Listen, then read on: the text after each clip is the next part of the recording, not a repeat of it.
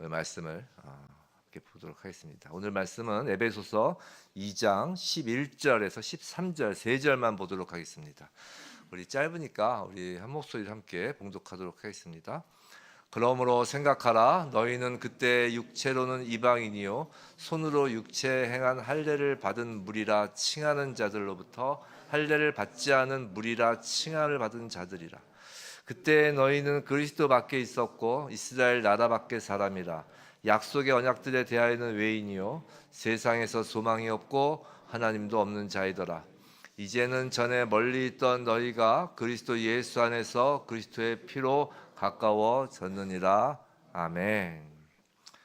주일 예배 오시는 성도님들, 그리고 영상으로 또 예배 드리는 성도님들 반갑습니다. 산지교회 주일 예배 설교는 에베소서 강의로 이어지고 있어요. 그리고 광고에서 빠뜨렸는데 22일 날 다음 주 주일이 이제 저희 산지교회하고 또 소자교회하고 연합해서 11시에 성탄 예배를 드립니다. 9시 오시면 예배가 없어요. 우리 소자교회 성도님들 11시에 이제 한 분만 드립니다. 소자교회 성도님들 모처럼 주일날 조금 더 자실 주무실 수 있습니다.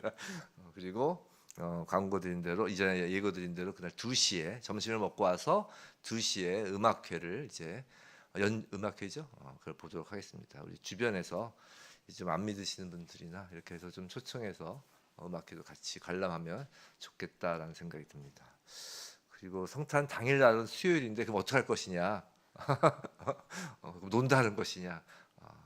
좀 쉬시고 새벽 예배는 합니다. 그 대신 원래 새벽 예배 휴일 날은 안 하는데 그날 새벽 예배는 하려고 해요.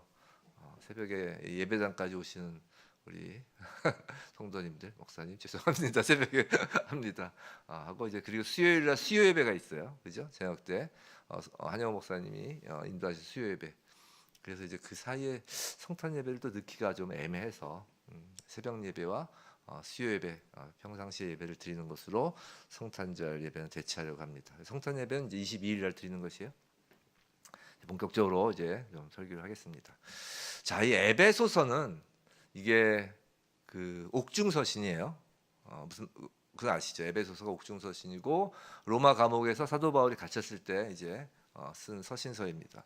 그리고 또한 에베소서는 회람서신이에요. 이 회람서신이라는 게 뭐냐면 에베소서 교회에게만 읽으라고 쓴 편지가 아니라 이제 돌려 읽으라고 쓴 편지란 거예요. 너 이제 돌려 읽어라. 그래서 이제 회람서신입니다. 그래서 이제 에베소서는 어떤 특징이 있냐면 어떤 개별 교회가 가지고 있는 어떤 문제에 대한 해답을 주는 서신이 아니에요. 예를 들어서 뭐 잘 아시는 바와 같이 고린도 전후서도 고린도 교회 특별히 갖고 있었던 그 문제에 대해서 답을 쓰면서 이렇게 편지를 쓴 거잖아요. 그 고린도 교회 문제가 지금 작금의 이제 이 시대의 교회 문제이기도 하고. 근데 이제 에베소서는 그런 것이 아니라 어떤 개별 교회가 가지고 있는 문제에 대한 해답이 아니고 또 특정 인물을 향한 메시지도 아니에요. 예를 들어 뭐 디도서라든가 뭐 디모데 전후서 이런 건 이제 제자들에게 이렇게 쓴 편지잖아요. 근데 그런 것이 아니에요. 그래서 교회 전체에게 보내는 편지면서 그런 의미에서 하나님께서 교회에 대하여 가지신 어떤 장엄한 목적을 설명하는 것에 치중하고 있어요. 그래서 에베소서가 재밌게 읽어지는 책이 아닌 거예요. 좀 어렵고. 하지만 이 에베소서를 우리가 읽을 때 그 하나님의 섭리와 경륜을 알게 되면 이제 우리의 가슴에 무언가 웅장함이 느껴지는 거예요.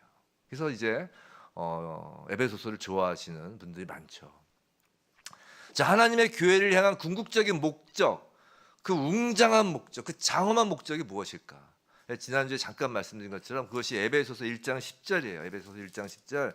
하늘에 있는 것이나 땅에 있는 것이 다 그리스도 안에서 통일되게 하려 하심이라라는 말씀이라고. 이게 에베소서의 결론이라고 그랬어요. 이게.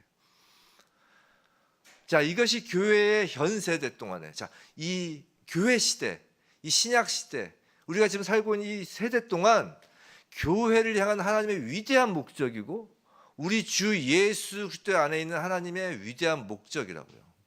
그리스도께서 세상에 들어오신 목표가 궁극적으로 그리스도 자신 안에 하늘에 있는 것이나 즉 영적인 것이나 땅에 있는 모든 만물을 통일하고 하나로 묶는 것에 그 목적이 있다는 것이에요. 근데 그것은 오직 하나님의 능력의 그 지극히 크심이 이 일을 가능케 한다라는 것이죠. 그리고 그 교회는 이 놀라운 일이 이미 진행되고 있다는, 오고 가는 세대 속에서 이미 진행되고 있다는 매우 확실한 징표인 거예요. 사도 바울은 그래서 에베소서 2장을 통해서, 에베소서 1장은 이제 사도 바울의 찬양과 기도였어요. 에베소서 2장을 통해서 이제 그 교회를 향하여, 2장 시작하기 바로 전에 1장 23절에 교회는 그의 몸이니 만물 안에서 만물을 충만하게 하신 이의 충만함이니리. 그리고 이제 바로 2장 1절로 넘어가잖아요. 이 원어 성경 원래 장절이 없는 건 아시죠? 쭉 쓴 거라고요. 23절에 이어서 그냥 쭉 쓰는 거예요.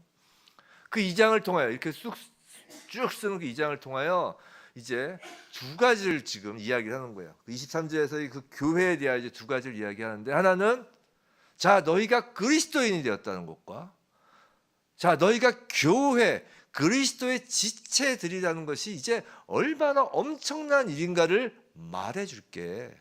그것을 정말 알고 이해하길 바란다라고 2장을 써내려가는 것이에요. 자, 우선 사도 바울은 지난주에 살펴본 에베소서 2장 1절부터 10절까지의 그 기술을 통해서 자 너희가 그리스도인이 되었다는 사실이 얼마나 엄청난 일인지 알아라 라고 알려주는 거예요. 본래 우리는 허물과 죄로 죽었던 자들이었다라는 그 사실에서 그래서 시작한다고 말씀드렸잖아요. 그리스도인이 되는 데는 그 죄에서 시작한다고요. 그리스도인이 되는데 사실 장애가 있었단 말이에요. 그리스도인이 뭐예요? 예수와 연합된 자, 하나님 앞에 나아가는 자, 예수를 믿는 자잖아요. 근데 장애가 있었는데 그건 뭐냐면 죄라는 장애였다는 것이에요. 사람들은 단 한 사람도 예외 없이 죄라는 상태와 조건에 갇혀 있었다는 것이죠. 불순종의 아들들이었고 본질상 진노의 자녀라는 것이에요. 저와 여러분이, 지금 다른 사람이 얘기하는 게 아니라. 그런데 이제 그리스도인들은 이전에 자신들이 그 어떠한 사람이었는가, 즉 불순종의 아들이고 본질상 진노의 자녀였다는 것을 기억함으로써 현재 그리스도인으로 자리를 옮겨 놓으신 하나님의 그 능력의 지극히 크심을 경험할 수 있다라는 것이었어요. 그 하나님의 능력은 다름 아닌 긍휼이 풍성하신 하나님의 그 크신 사랑이었고요. 여기까지가 이제 지난주 설교 내용이었어요. 자, 그럼 이제 2장에서 두 가지라고 그랬죠. 하나는 그리스도인이 되었다라는 것에 대한 그 엄청난 사건에 대해서 알라는 것이고, 두 번째, 단지 그럼 그리스도인이 되었다라는 것으로는 아직 하나님의 그 궁극적인 목적에 다다르지 못한다는 거예요. 하나님의 궁극적인 목적이 뭐라고 그랬죠? 1장 10절에 하늘에 있는 것이나 땅에 있는 것이 다 그리스도 안에서 통일되게 하려 하심이라는 그 하나님의 궁극적인 목적, 예수께서 십자가를 지셨던 그 목적은 죽은 자에서 산 자로 옮겨놓는 것만으로는, 즉 땅에 속한 자가 하늘에 속한 자로 옮겨지는 것만으로는 완성되지 않았다는 것이에요. 성도란 내가 그리스도인이 되었다는 사실만으로 엄청난 것이 아니라 그리스도의 지체, 예수의 지체, 즉 그리스도의 몸된 교회의 지체가 되었다는 것이 얼마나 엄청난 것인지를 알아야 한다라는 것이에요. 그것이 하나님의 궁극적인 목적이기 때문이에요.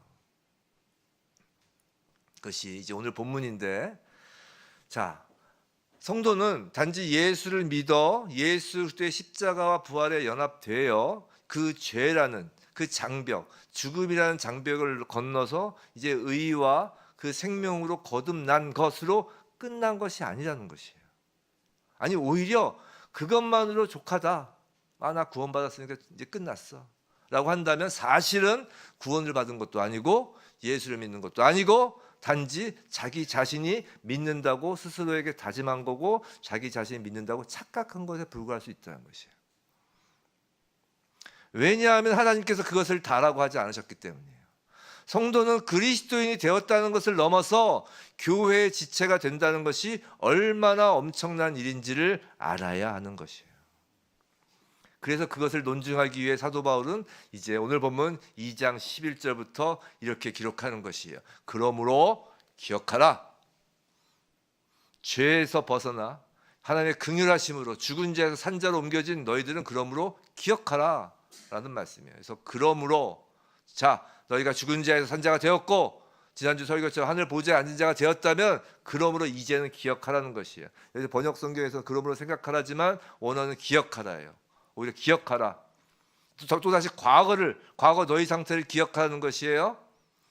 자, 무엇을 기억하라고 하는 것이냐? 바로 12절을 기억하라는 것이에요. 그때에 너희는 그리스도 밖에 있었고 이스라엘 나라 밖의 사람이라. 약속의 언약들에 대하여는 외인이요 세상에서 소망이었고 하나님도 없는 자이었던 것을 기억하라라는 것이에요. 사랑하는 성도 여러분, 사람은요 둘 중에 하나예요. 그리스도 안에 있든지 아니면 그리스도 밖에 있든지. 그리스도 안에 있는 자, 그리스도 밖에 있는 자 둘로만 갈립니다. 양이냐 염소냐 둘로만 갈라요. 중간지대가 없어요. 그래서 그리스도 안에 있느냐 그리스도 밖에 있느냐는 추상적인 이론이 아니에요. 이건 매우 현실적인 것이에요. 우리의 영원한 운명을 결정지을 문제라고요. 그럼 그리스도 안에 그리스도 밖에 있다는 것이 무슨 의미일까? 예수를 믿으면 그리스도 안, 예수를 안 믿으면 그리스도 밖, 그렇게 간단하게 말할 수 있을까? 아니라는 거예요. 예수 믿으면 만사 오케이 끝, 그것이 아니라는 것이에요. 착각이라는 것이에요.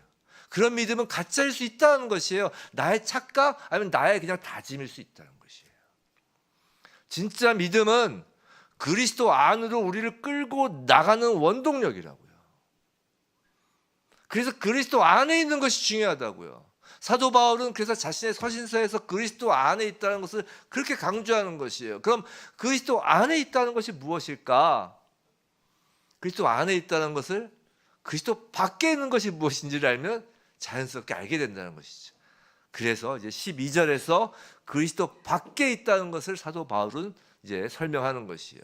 오늘 설교가 내용이 어려울 것 같지만 오늘 설교는 둘로 짝지어져 있어요. 그래서 잘 들어보시면 제가 첫째, 둘째, 또 나중에 첫째, 둘째 이렇게 가니까 그렇게 기억하시면서 설교를 들으시면 돼요. 자, 사도 바울 12절에서 그리스도 밖에 있다는 것이 무엇인지 두 가지로 설명을 해요. 자, 첫째는 이스라엘 나라 밖의 사람이고요. 둘째는 약속의 언약들에 대하여는 외인이라는 것이에요. 자, 먼저 첫째, 이스라엘 나라 밖의 사람에 관해서 이제 말씀을 드릴게요. 자, 나라라는 것이요. 나라라는 말은 뭐 다 아시죠? 어떤 한 조국을 구성하고 있는 어떤 사람 공동체, 어떤 한정적인 어떤 사람들을 의미해요. 그래서 하나님의 구원 방식을 우리는 알 수 있어요. 하나님 당신을 위해서 한 공동체를 형성하신다는 것이에요. 하나님은 한 공동체, 한 백성을 이루시고 그들을 따로 분리하시며 그들에 대해서 특별한 관심을 기울이신다는 거예요. 이것이 하나님의 구원 방식이에요. 하나님은 아모스 선지자를 통해서 이런 말씀을 하셨는데 아모스 3장 2절에 이런 말씀을 하셨어요. 내가 땅의 모든 족속 가운데 너희만을 알았나니 라고 하셨다고요. 분명히 그렇다고 해서 하나님께서 다른 사람들은 모두 몰랐다는 것을 의미하지는 않죠. 그래서 알다라는 것은 매우 특별한 인격적인 관계 또 관심과 배려를 갖는 것을 의미해요. 마치 한 아버지가 자신의 자녀들을 이렇게 부성애를 가지고 이렇게 바라보는 그런 거라고요. 예를 들어서 뭐 동네 아이들 알죠. 동네 아이들 알 수 있잖아요. 어떤 어른이. 그런데 그 어른은 자기 자식만 이렇게 안다는 것이에요. 이렇게 바라본다는 것이죠. 자, 이스라엘은 잘 아시는 바와 같이 지금의 교회예요. 교회는 하나님께서 특별하게 관심을 두고 계시는 특별한 공동체라는 것이에요. 그리스도 밖에 있다는 것은 이스라엘 나라 밖의 사람이라는 의미이고 이 시대에서는 교회 밖의 사람이라는 것인데 그리스도 밖에 있다는 말의 가장 큰 고통은 뭐냐면 하나님께서 관심을 주는 특별하게 관심을 두는 그 범주 밖에 있다는 것이라고요. 하나님께서 특별한 관심을 가지시는 특별한 공동체가 아니라 세상 어디나 있는 그 군중 속에 하나에 불과해 버린다는 것이죠. 사랑하는 성도 여러분, 세상이 특별히 관심을 갖는 공동체가 중요한 것이 아니에요. 하나님이 특별히 관심을 갖는 공동체가 중요한 거라고요. 세상에선 유엔총회가 중요해 보이죠. 세상에선 백악관이 중요해 보이죠. 세상에선 뭐 정부나 국회가 중요해 보이죠. 그게 의미 없다는 게 아니라 근데 하나님께는 무엇이 가장 중요하냐면 유엔도 아니고 백악관도 아니고 뭐 국회도 아니고 정부도 아니고 하나님께서는 교회가 가장 중요한 거예요. 역사를 경륜하시는 하나님 시각에서 이 땅에서의 역사의 중심은 하나님이 친히 창조하신 공동체, 즉 이스라엘 나라, 즉 교회임을 명심해야 한다고요. 세계사는요, 인간이 만들어가는 인간 나라의 역사가 아니에요. 하나님께서 만들어 가시는, 하나님 나라를 만들어 가시는 역사 가운데 벌어진 일들을 그냥 인간이 기록한 거예요. 하나님께서 역사의 주권자이심을 믿으시기 바랍니다. 교회가 그 역사의 중심이에요. 또한 둘째로 그리스도 밖에 있다는 의미는 이제 약속의 언약들에 대하여 외인이라는 것이에요. 이스라엘은 창세기 12장에서 아브라함을 하나님께서 갈대아 우르에서 불러내신 일로부터 이스라엘이 시작됐어요. 잘 아시는 바와 같이. 아브라함에게 어떠한 특별한 선함이 있었기 때문에 불러신 거 아니죠. 하나님께서 주권적으로 아브라함을 붙잡으셨어요. 그리고 하나님은 아브라함에게 약속의 언약을 주시죠. 그렇게 해서 이스라엘 만들기 시작하신 거예요. 하나님께서는 하나님이 그 궁극적으로 관심을 가지시는 그 공동체를 언약으로 만들어 가신다. 이게 하나님이 일하시는 방식이에요. 그래서 히브리서 6장 13절 14절을 보겠는데요. 우리 화면 좀 띄워줘 보세요. 우리 한번 같이 읽어볼까요? 시작. 하나님이 아브라함에게 약속하실 때 가리켜 맹세할 자가 자기보다 더 큰 이가 없으므로 자기를 가리켜 맹세하여 이르시되 내가 반드시 너에게 복주고 복주며 너를 번성하게 하고 번성하게 하리라 하셨더니, 사실 창세기에서 아브라함에게 이제 그 언약을 맺으시는 장면을 12장, 15장 뭐 이렇게 하다 보면 너무 시간이 많이 걸릴 것 같아서 히브리서만 딱 뽑았습니다. 자 보세요. 이제 하나님 맹세를 하세요. 근데 하나님보다 더 크신 이는 없잖아요. 그러니까 우리가 보통 맹세를 할 땐 자기보다 큰 사람을 두고 맹세를 하는데 하나님보다 더 큰 이가 없으니까 하나님 스스로를 가리키셔서 맹세하시는 거예요. 이게 언약이에요. 즉 우리가 하나님의 언약은 약속과는 좀 달라요. 약속은 마치 대등한 사이에서 서로 거래를 하듯이 이렇게 하는 거지만 언약은 대등한 관계가 아니라 하나님이 하나님 스스로에게 맹세하셔서 하신 것이기 때문에 그대로 이루어지는 거라고요.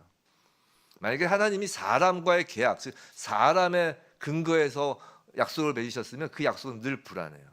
하지만 하나님은 하나님 스스로를 맹세하셔서 약속을 하신 거기 때문에, 그런 언약이기 때문에 그건 반드시 이루어지는 것이에요. 근데 그 언약이 아브라함에게 복주고 복주며 너를 번성하게 하고 번성하게 하리라고 스스로 맹세하신 거라고요. 그리고 이런 하나님의 언약 약속들은 아브라함의 후손들에게도 그대로 이어지는 것이에요. 이삭과 야곱을 이어서 그 이후에 쭉 계속 이어지죠. 성경의 이 구약을 읽다 보면 하나님의 약속, 그 언약이 줄을 잇고 있는 것을 보게 될 것이에요. 아브라함을 따로 부르셔서 언약을 주신 것처럼 하나님은 사람들을 따로 부르셨어요. 그리고 그들에게 하나님의 계시를 주시고 환상도 주시고 그들에게 말씀을 보내주셨다고요. 그것이 히브리서 11장 믿음장이죠. 그 믿음장에 쭉 언급된 그 믿음의 사람들의 비밀이 바로 그것이에요. 성도 여러분, 여러분께서 예수 그리스도를 믿는다는 건 바로 하나님께서 따로 부르셔서 그 언약을 주신 그 비밀을 간직한 자라는 거예요. 그리고 그 모든 언약들의 성취가 무엇인가요? 바로 예수 그리스도께서 이 땅에 오셔서 십자가에서 그 언약을 모두 이루신 거잖아요. 사랑하는 성도 여러분, 그래서 그리스도 안에 있는 사람이란 하나님께서 맹세하며 약속하신 그 약속들을 받은 사람이라고요. 여러분이. 하나님은 약속으로 믿음의 선진들에게 말씀하셨어요. 염려하지 말라. 성경 얼마나 많아요. 다른 나라들이 너희를 시기하고 멸망시키려 애쓰도록 내버려 두라. 그냥 사람들이 너희를 대적하여 일어나도록 하라. 근데 그건 문제가 되지 않는다는 거 아니에요. 너희는 내 백성이요 나는 너희를 결코 내버려 두지 않을 것이다 라고 말씀하셨다고. 나라는 흥망이 있어도 교회는 없어요. 하나님께 보호하신다는 것이에요. 남겨두신다는 거예요. 남은 자라는 것이에요. 그리고 오늘도 믿음의 후손 아브라함의 후손인 교회를 향해 그 하나님의 언약의 약속들을 그대로 유효하게 하나님께서 지키시는 것입니다. 하나님께서 말씀하시는 거예요. 나는 결코 너를 혼자 내버려 두지 않을 것이다. 예수님도 말씀하셨잖아요. 고아와 같이 내버려 두지 않으실 거라고. 하나님의 아버지세요. 나의 언약의 말씀과 나의 약속들을 붙잡으라. 그것들이 이루어질 것을 고대하라 라고 말씀하신다고요. 지금. 그래서 언약의 약속들을 하나님은 성경으로 우리에게 날마다 주시는 거예요. 구약 신약이라고 하잖아요. 성경은 하나님께서 교회에게 주시는 하나님의 언약이에요. 구약의 교회인 이스라엘에게 주신 것이고 신약의 교회인 우리에게 주신 게 구약 신약이라고요. 성도 여러분, 그리스도 밖에 있는 사람은 성경을 읽을 수는 있어요. 그런데 성경이 그들을 감동시키지 못한다고요. 그리스도 밖에 있는 사람들은 성경을 읽고 하나님의 그 보배로운 약속들을 읽어볼 수는 있어요. 살펴볼 수는 있지만 그것이 누구에게 하는 말인지 모른다고요. 누구에게 해당하는 것인지 알지 못한다고요. 아브라함에게 하신 그 언약이 그냥 아브라함에서 끝나는 거예요. 도대체 무엇을 또 언약으로 또 무엇을 말씀하시는 것인지도 알 수 없다고요. 성경이 은혜인 것을 전혀 모른다고요. 성도 여러분, 성경이 은혜인 걸 정말 믿으시나요? 저는 여러분 성경이 은혜세요. 우리가 성경을 읽는다고 하지만 사실은 성경을 통해 하나님께서 우리에게 말씀을 하시는 거라고요. 사랑하는 성도 여러분, 하나님의 음성이 안 들린다고 하지 마세요. 하나님 매일 성경을 통해 여러분에게 말씀을 하신다고요. 말씀하시다 하도 말을 안 들으니까 아예 글로 남겨놓으셨잖아요. 사랑하는 성도 여러분, 성경이 여러분에게 말씀하십니까? 그걸 생각해 보시기 바라요. 성경이 황당무계한 소리로 느껴집니까? 아니면 넘의 소리로 느껴집니까? 아니면 성경이 여러분에게 말씀을 하실 때 일어서서 하나님을 찬양케 하는 말씀으로 들리십니까? 어느 날 성경 읽고 있는 성경 구절이 갑자기 깨달아지면 뛸 듯이 기쁜가요? 정말로? 성경 깨달아지는 게 기뻐요? 우등상장 나오는 것도 아니고. 평소 알고 있는 성경 구절이 어느 날은 보는데 가슴이 뜨거워지고 감격과 은혜가 넘치기도 하나요? 성도 여러분, 여러분이 성경을 읽고 있을 때 하나님께서 당신의 거룩한 말씀을 여러분에게 말씀하고 있다는 것을 명심하시기 바랍니다. 만일 여러분 가운데 성경을 읽는 것이 그냥 내 감정과 상태에 따라 어떤 때 기분 좋아, 읽어보지 뭐. 오늘 기분 안 좋네, 오늘은 다른 거 보지 뭐, 드라마 보고 뭐. 그런 내 감정과 상태에 따라 읽어도 되고 안 되고 안 되는 것 정도로 여기거나, 또 우리 성도가 함께 모여 성경 말씀을 배우고 익히는 시간, 뭐 다 알아 난. 그 얘기네. 뭐 저거 나간다고 해서 뭐 학교처럼 상을 줘, 뭘 줘. 그래서 그 성경 말씀을 배우고 익히는 시간을 별로 중요하게 여기지 않는다면 이건 매우 안타까운 것이에요. 왜냐하면 사도행전을 보세요. 사도행전을 보면 사도들이 무엇을 했나요? 사실 교회에서 지금 하고 있는 것은 새로운 게 아니에요. 사도들이 회당에서 당시 성경의 구약을 가르치려 했잖아요. 이건 지금도 마찬가지라고요. 성경을 통해 예수 그리스도를 가르치고 성경을 통해 하나님의 말씀이 들리도록 하는 일이 교회의 가장 큰 가치라고요. 예수 그리스도는 말씀이 육신이 되어 오신 분이고 교회의 반석은 예수 그리스도시잖아요. 즉 하나님 말씀 성경이 교회의 반석이에요. 몸은 예배당에 앉아 있어도 하나님의 말씀이 들리지 않는 사람은 그리스도 밖에 있는 사람이라고요. 교적의 이름은 올라가 있지만 집사 장로 직분은 받았으나 하나님의 언약인 성경으로부터 아무런 말씀이 들리지 않는다면 그리스도 밖에 있는 사람이라고요. 그리스도인이라고 하면서 세상의 소리에는 매우 민감하지만 하나님 말씀에 무덤덤하다면 그것만큼 기이한 것이 없는 거예요. 성도 여러분, 그리스도 밖에 있다는 것, 이스라엘 밖에 있다는 것, 약속의 언약들에 대해서 외인이라는 것이 얼마나 무서운 일인지 아시나요? 12절에서 계속해서 사도 바울은 이제 그리스도 밖에 있으면 맞이하게 되는 그 무서운 결과를 알려주는 거예요. 두 가지는 그리스도 밖에 있다는 것이 무슨 의미인지, 이스라엘 나라 밖에 있다는 것이고 언약의 외인, 언약의 밖에 있다는 것이. 그럼 그 결과가 무엇이냐? 이제 12절에서 계속 이야기를 합니다. 첫째로 그리스도 밖에서는 소망도 없다는 것이에요. 둘째는 하나님도 없다는 것이에요. 자, 전도서에서 첫째, 그리스도 밖에서는 소망도 없습니다. 전도서에서 성경은 헛되고 헛되도다, 모든 것이 헛되도다라고 하죠. 근데 이건 그 전도서 기자가 어떤 막 절망적인 상황에서 어떤 막 삶의 위기 속에서 어떤 일시적으로 한탄하여 말한 것이 아니라고요. 이 전도서에서 헛되다라는 그 말은 전도서 기자에게 세상에서 제공되는 모든 것을, 전도서 기자가 세상에서 제공되는 모든 것을 생각해보고 경험까지 하고, 즉 세상의 모든 것을 알고 경험하고 난 후에 결국 다 아무것도 아니다 라고 결론을 내린 거라는 거예요. 힘들어서 내린 게 아니에요. 우리는 보통 그러잖아요. 삶이 퍽퍽하고 힘들면 헛되고 헛되니 다 지나간다 이렇게 얘기를 하지만 전도서는 그게 아니라고요. 다 경험해보고 다 알아보고 내린 결론이라는 것이에요. 소망이 없다는 결론에 이르는 것이에요. 이건 동물, 식물, 사물들 이들도 마찬가지예요. 나 아직 가망이 없다라는 것이에요. 그뿐만 아니라 사람 자신은 더더군다나 좋아질 가망이 없어요.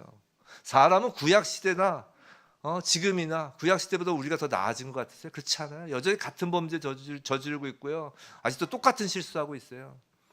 에덴 동산에서 아담이 타락한 그 순간과 지금 동일한 타락을 범하고 있다고요. 매일 선악과를 드시고 계시잖아요. 오히려 더 많이 먹죠. 그 당시 아담은 억울할 거예요. 지금 사람들 보면 자기 딱 그거 하나 먹었는데 그것도 이브가 먹던 거 반만 먹었는데 하나를 다 먹었죠. 근데 지금 와서 보니까 이건 여기 있는 아담들은 뭐 맨날 그냥 바구니채 선악의 알가는 나물 매일 먹고 있다고. 우리는 에덴 동산의 타락과 마찬가지 지금도 부패해 있다고요. 이건 비관주의적인 것이 아니에요. 헛되다는 것은 이것이 명백한 사실이라는 것입니다. 그래서 그리스도 밖에 있는 세상에는 아무런 소망이 없다는 것이에요. 그리스도 밖에서는 도달 지점이 죽음뿐이잖아요. 죽음을 피할 수 없기에 소망이 없잖아요. 그리스도 밖에서는 죽음 너머를 볼 수 없어요. 소망이 있을 수 없어요. 그래서 더 나쁜 거, 더 나쁜 거. 이제 소망도 없어요. 그런데 더 나쁜 건 둘째, 하나님도 없다는 것이에요. 하나님도 없어요. 소망도 없고 하나님도 없고. 뭐가요? 그리스도 밖에 있는 것은. 여기서 하나님이 없다라는 것은 하나님을 알지 못하고 하나님을 느끼지 못하고 하나님을 누리지 못하는 것이에요. 소망이 없는 세계는 붕괴되고 있어요. 세상은 모든 것이 잘못되어 가고 있습니다. 성도 여러분, 세상이 잘 될 거다라는 생각하지 마세요. 세상은 언제나 잘못되게 돼 있어요. 인류의 역사는 종말이에요. 그 사이에 잠깐 좀 삶이 좋아지는 게 있을 뿐이지. 솔직히 지금 문명 세계에 사는 게 행복한지 아니면 저기 어디 무인도 비슷한 그곳에 사는 사람이 행복한지 누가 알아요. 그렇게 평가할 수 없는 거라고요. 세상은 잘못되어 가고 있는 것이 붕괴와 파멸이라는 종말이 인류 역사의 방향이라고요. 그런데 그 가운데 하나님도 없으면 이제 더 큰일인 것이에요. 왜냐하면 그 종말, 그 붕괴와 파멸의 그 역사 속에서 하나님으로부터 오는 도움과 평강과 기쁨을 누리지 못하는 거라고요. 하나님이 없으면 아무것도 가진 것이 없게 되는 것이에요. 그저 여기서 돈 쌓아놓고 기뻐할 뿐이에요. 사도 바울이 이야기한 그 배설물들을 쌓아놓고 기뻐할 뿐이라고요. 우리가 여기서 기뻐하는 건 다 배설물이라고 그러잖아요. 사도 바울이.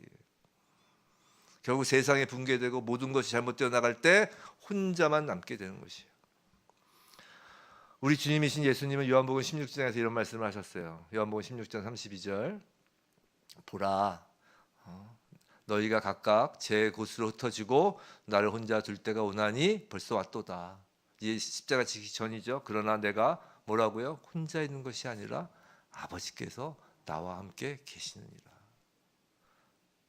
십자가를 지시던 예수님은 하나님이 없는 분이 아니었다고요. 모든 사람이 다 그를 버릴지라도 그리고 그를 두고 도망간다 할지라도 세상 사람들 눈에는 이보다 더한 파멸과 멸망이 없어 보여도 하나님께서 예수와 함께 계셨다고요.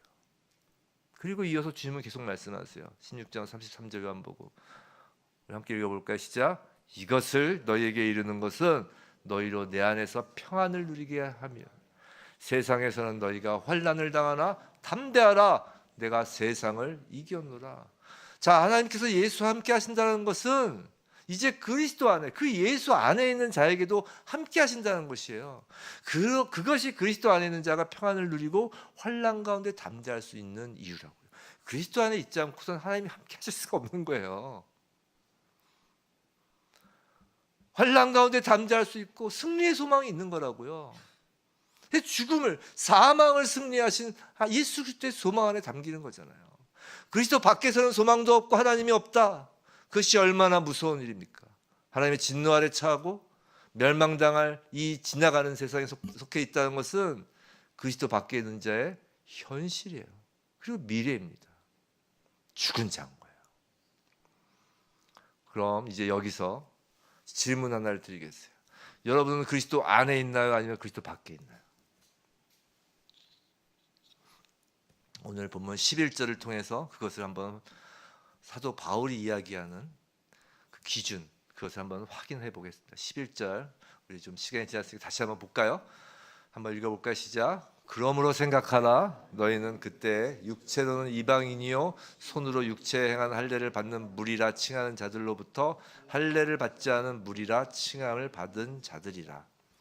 자, 지금 사도 바울이 11절을 쓰면서, 물론 이 말은 이제 유대인과 이방인을 하나로 한 예수 그리스도의 그 십자가 사역을 쭉 이야기하는 거 맞아요. 맞는데 사도 바울이 그 문장을 쓴 그 의도를 한번 우리가 보자고요. 자, 지금 이걸 읽어보면 사도 바울이 지금 할례를 받은 유대인과 할례를 받지 않은 이방인 둘 사이에서 어느 쪽 편도 내가 들려는 의사가 없다는 것을 지금 보여주고 있지 않으세요? 자, 무슨 말이냐면 유대인들이 더 낫다라고 이야기하고 있는 게 아니라고요. 유대인에 대해 그냥 할례를 받은 자라고 하지 않고 굳이 손으로 육체에 행한 할례라고 하면서 사도 바울이 그랬잖아요. 영으로 할례를 받아야 된다고. 그래서 굳이 이렇게 쓰면서 유대인들 너희들도 역시 그리스도 밖에 있는 자야 라고 말하려는 의도가 담겨 있는 거라고요. 우리가 그리스도 안에 있다라는 것, 교회가 하나가 된다라는 것, 교회 안에서 성도가 하나가 된다는 것은 지금 그것을 유대인과 이방인으로 지금 이렇게 성경에서 말씀하고 있는데, 여기서 오해하지 말아야 되는 게 뭐냐면 그리스도 안에 있다는 것이 이방인이 유대화되는 것도 아니고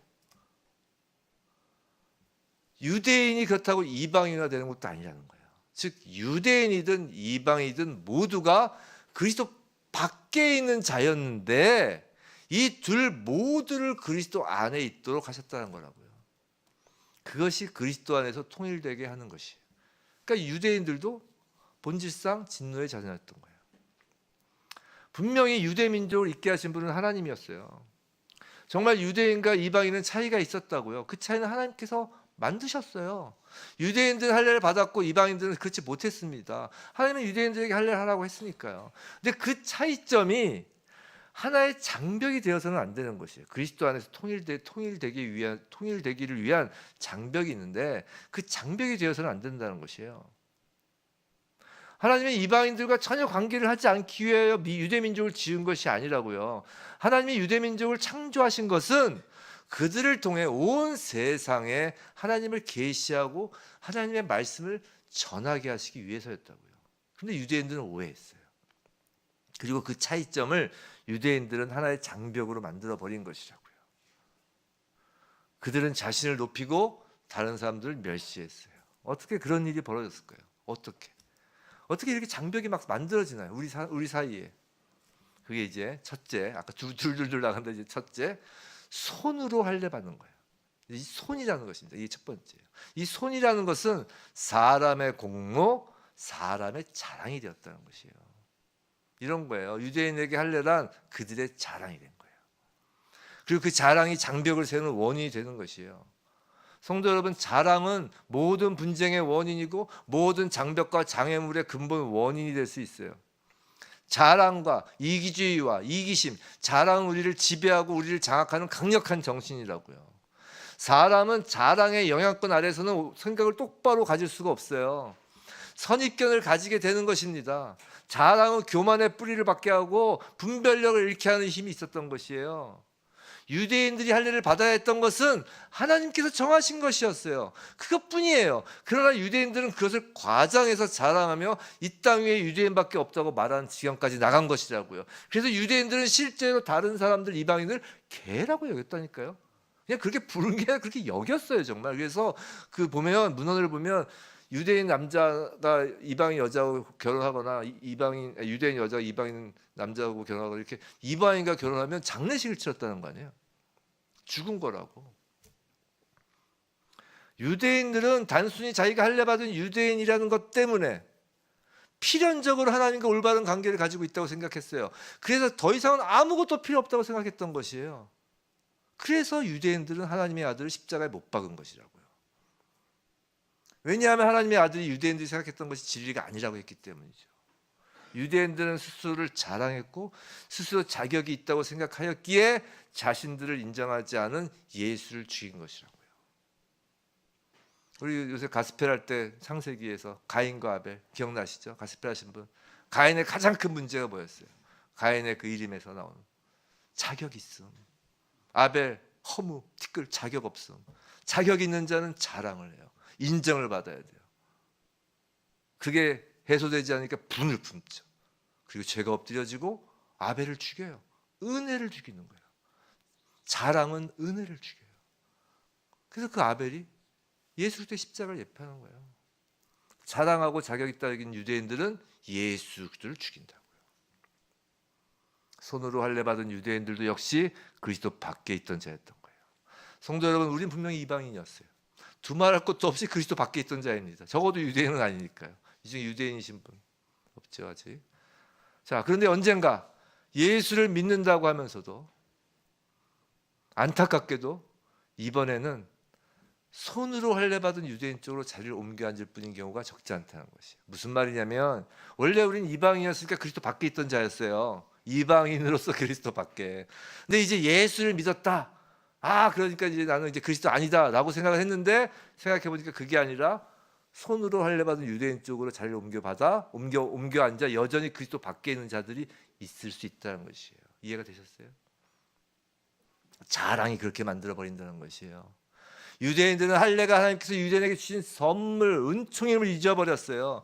그들은 자기들이 그 자기 된 것이 자기들 자격 때문인 것으로 생각했다고요. 우리도 똑같다고요. 우리가 가진 믿음을 자랑하고 우리가 믿음을 길렀다라고 우리가 주장한다면, 할례는 요새로 치면 세례입니다. 세례 교인인 것을 자랑합니까? 이제 거기에 대하여 집사, 장로, 권사, 목사가 된 것을 자랑합니다. 손으로, 즉 사람인 나의 공로로 글이 되었다고 자랑해요. 결국 내가 그리스도인인 것을 자랑한다고요. 그리고 그런 자랑은 다른 사람을 낮춰보고 교회 밖에 다른 사람들을 멸시하게 된다고요. 그래서 무례한 기독교인이란 말이 있잖아요. 아니, 교회 안에서조차도 자신보다 믿음이 적다고 생각하는 사람들, 처음에 교회 온 사람들 앞에서 자랑이란 장벽을 또 세워요. 그래서 자기 자랑을 간증으로 포장하잖아요. 자칫 아무리 교회를 오래 다녔어도 그리스도 안에 있는 자가 아니라 그리스도 밖에 있는 손으로 할례 받은 자가 될 수 있다라는 것이에요. 둘째, 육체에 행한 할례. 11절 육체에 행한 할례예요. 사도 바울이 유대인들에게 주는 교훈은 영으로 할례를 받아야 한다는 것이었어요. 하나님과 올바른 관계를 맺은 사람은 그의 영의 할례를 받은 사람임을 알려주어야 했던 것이에요. 그리고 영의 할례는 유대인들뿐만 아니라 이방인들에게도 가능한 것이었어요. 즉 영의 할례는 이방인이나 유대인이나 다 받아야 되는 것이에요. 영의 할례, 즉 성령을 받아야 된다는 것이죠. 그럼 육체의 할례를 강조한다는 것은 우리로 치면 어떤 의미일까요? 육체는 외적인 거예요. 육신적인 가치에 중점을 두는 것이에요. 예를 들어 볼까? 민족성, 민족, 그런 것이에요. 민족. 사람들은 그것을 위해 싸웠어요. 앞으로도 싸울 것입니다. 그것을 위해 자기들의 목숨을 버리기도 할 것이에요. 또한 그것 때문에 다른 사람을 죽인다고요. 민족, 태생, 가문, 혈통, 인종, 우리가 이런 것들의 중요성을 얼마나 과장하고 얼마나 뽐냈습니까? 그리고 이런 것을 이유로 다른 사람들을 얼마나 잘 멸시하나요?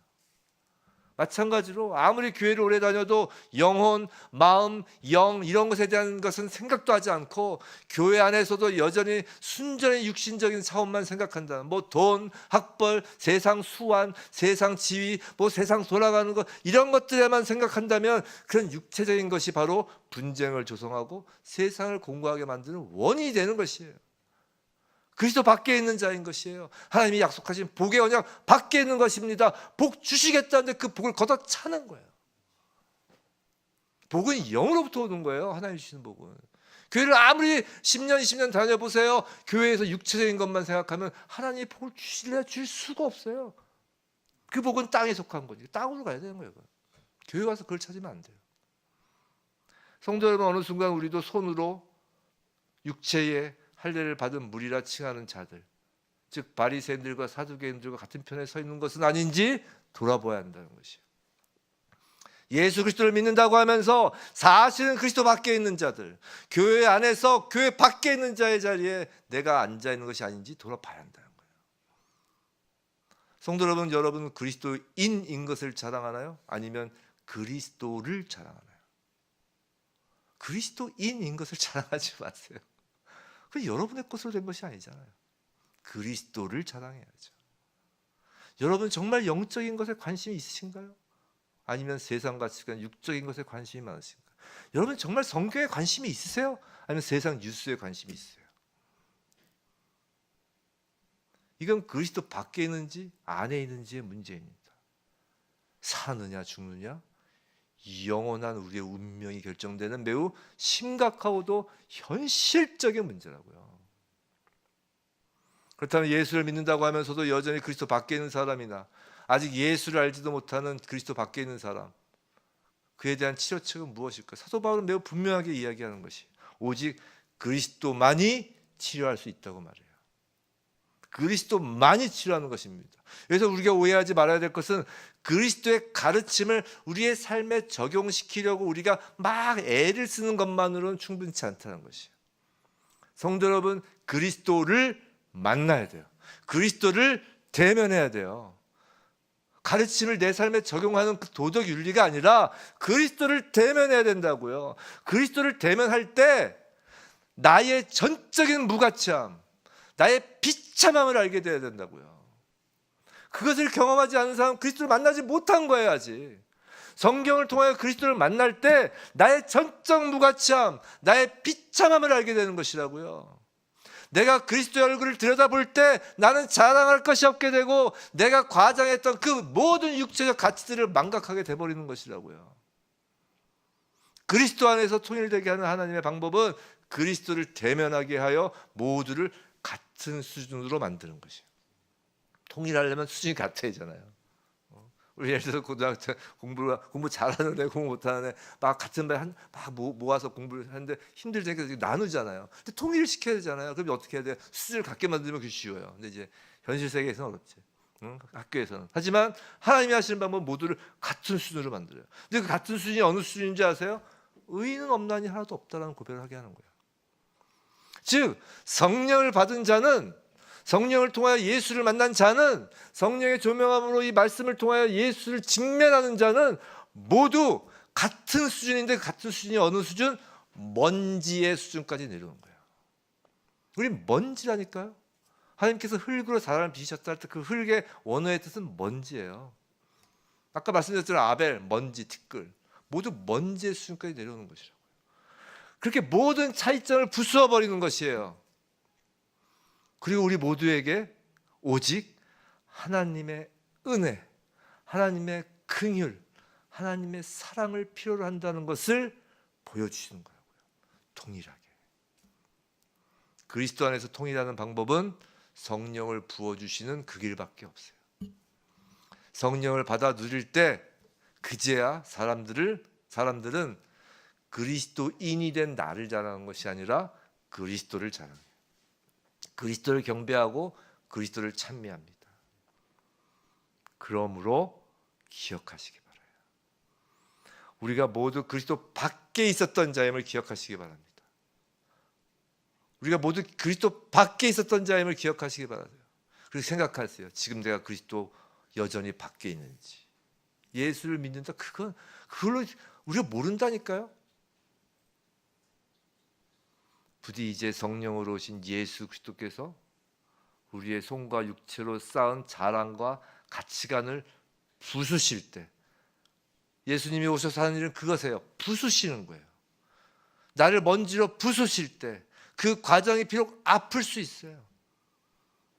하지만 그리스도 밖에서 그리스도 안으로 옮겨짐을 감사하며 그리스도만을 자랑하고 찬양하는 이스라엘 나라, 그것이 바로 산지교회, 소자교회, 또 약속의 언약들을 받은 우리 청순 그 교회가 되길 주님의 이름으로 축원합니다.